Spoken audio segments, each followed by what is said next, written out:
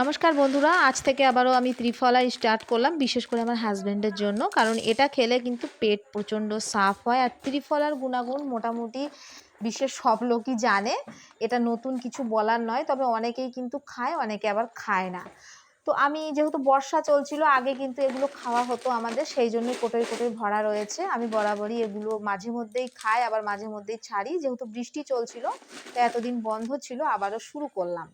তো বন্ধুরা, ত্রিফলা কিন্তু যাদের দেহে বাত পিত্ত কফ তিনটে দোষই আছে, তাদের কিন্তু তিনও দোষই কমায়। কিন্তু জানতে হবে খাওয়ার প্রসেস, কারণ এগুলো খাওয়ার পরেও কিন্তু অনেকের কফের মাত্রা বেড়ে যায়। তো খাওয়ার একটু নিয়ম বদলালেই সবার দেহে কিন্তু শ্যুট করে যেতে পারে। তো আমি এখানে আমলকিটা যেহেতু আমার বাড়ির ছিল, মানে বাড়িতে আমি ধুয়ে এবং ছাদে শুকিয়েছিলাম কেটে, আর হরিতকি আর বয়রাটা বাজার থেকে কেনা। তো ভালো করে গুঁড়িয়ে নিয়ে আমি কিন্তু এটা ধুয়ে নিলাম। তারপরে আমি গরম জল দিয়ে দিলাম এর মধ্যে। যেহেতু রাত্রে ভিজাতে ভুলে গিয়েছিলাম, সেই জন্য সকালে ভিজাতে হলে আমাকে একটু গরম জলটা বেশি দিতে হলো। আর এটা আমি যতটা খাবো, যদি বেঁচে যায় ফেলার কোনো দরকার নেই, রাত্রেও খাওয়া যায় বা পরের দিন চুলে লাগিয়ে নিলেও হয়। এর প্রচুর গুণাগুণ। সঙ্গে একটু মধু নিয়ে নেবো, কারণ এই ত্রিফলাটা একটু গরম, তার সঙ্গে যদি আমি মধু খাই তাহলে কিন্তু গলাটার লেয়ার কাটবে না। তো ত্রিফলা এটা আমি আমার জন্য বের করেছি, এটা কিন্তু পুরো ক্লিয়ার। আর বাজারে যেটা পাওয়া যায় সেটাতে কিন্তু প্রচুর ধুলো ময়লা থাকে, মানে গুঁড়োটা নামার আগে কিন্তু খেতাম। তো যেহেতু এখন বৃষ্টি চলছে, আমার একটু ঠান্ডা লাগার সমস্যা আছে, তো সেই জন্য আমি এখন ত্রিফলা খাই না। তবে আজ থেকে আমি আবার স্টার্ট করছি। আর আমার হাজব্যান্ডের কিন্তু শ্যুট করে, ওর কোনো ক্ষতি হয় না। তো যেহেতু বর্ষা নেমেছিল, সেই জন্য আমি ওকে দিতাম না মাঝে, তো আবার আজ থেকে দিচ্ছি, কারণ এখন আর অতটা বৃষ্টি হবে না। তো আপনাদের যাদের হজম ক্ষমতা কমে গিয়েছে, মানে খাবার হজম হয় না, বা খাবার পরে কিন্তু পেটের মধ্যে আওয়াজ হয়, এবং মানে যাদের পেট সাফ হয় না তাদের জন্য কিন্তু, আর যাদের চুলটাও কিন্তু অল্প বয়সে পেকে গিয়েছে, মানে পেট গরম, আর যাদের ভুরু বেশি গ্রো হয় না, যাদের অল্প বয়সে চুল পেকে গেছে, ঠোঁটটা প্রচণ্ড পরিমাণ কালো হয়ে গিয়েছে, মানে আয়রনের কমে, তো ত্রিফলাতে কিন্তু রয়েছে 100 প্রকার গুণ। তো আপনারা এক সপ্তাহ, বেশি না, আমি এক সপ্তাহের কথা বলবো, তো আপনারা এক সপ্তাহ কিন্তু খেয়ে এটা দেখে নিতে পারেন যে আপনাদের শরীরে কী ধরনের রেজাল্ট দেবে। তো যদি মনে হয় যে আপনাদের কোনো ক্ষতি হচ্ছে, তাহলে আপনারা নিজেরাই বুঝতে পারবেন, আর ক্ষতি না হলে আপনারা এটা চালিয়ে যাবেন। তবে বন্ধুরা, সবার দেহ টাইপ এক হয় না, তাই সবার দেহ কিন্তু আলাদা আলাদা আলাদা প্রসেসে নিতে হবে ত্রিফলা। যেমন আমার কফের ধাত আছে, তো আমাকে কিন্তু রাত্রেবেলায় নেওয়া চলবে না, রাত্রে নিলে আমার নাক বন্ধ হয়ে যাবে।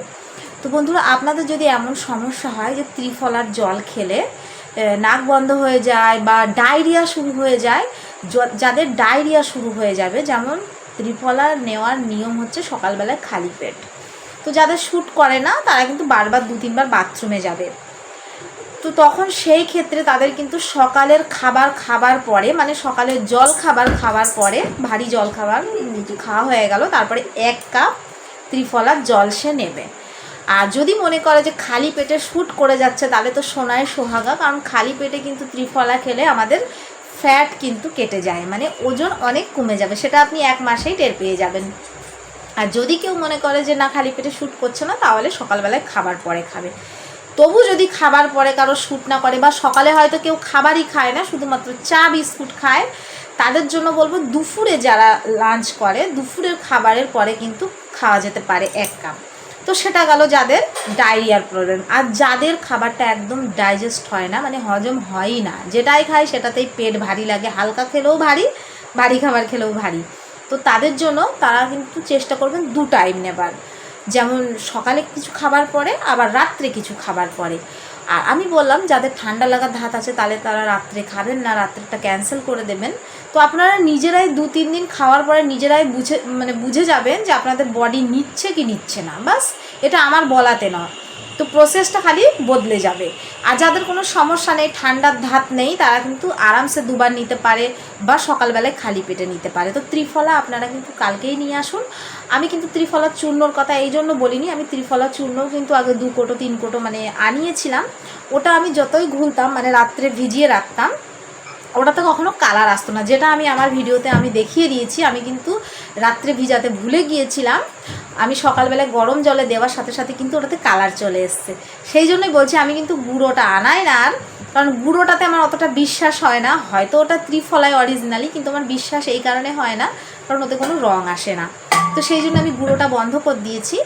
আর গুঁড়োটার মধ্যে কিন্তু একটু বালি বালি থাকে, এটার মধ্যেও থাকে, মানে যেটা আস্ত পাওয়া যায়। তো এটা আমি দেখিয়ে দিলাম আপনাদের, ওই প্রসেস করে কিন্তু ধুয়ে নিতে হবে, তাহলে আর কোনো সমস্যা নেই। তো কাল থেকেই শুরু করে দিন ত্রিফলা, কাল বাজার থেকে নিয়ে এসেই কিন্তু শুরু করে দেবেন। তো এটা বড় কোনো মুদির দোকানে অথবা দশকর্মার দোকানে পেয়ে যাবেন।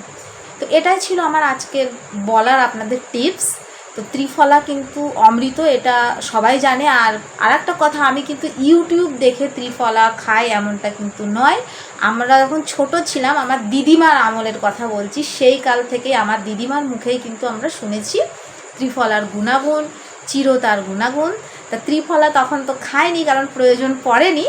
আমার দিদিমা কিন্তু খেত মাঝে মধ্যে, যখন গ্যাসের প্রবলেম হতো। তখনকার দিনে কিন্তু লোক এত ওষুধ খেত না। তো আমি সেই কাল থেকেই ত্রিফলার কথা জানি। আর ত্রিফলা, সবাইকে ধন্যবাদ ভিডিওটা দেখার জন্য। নমস্কার।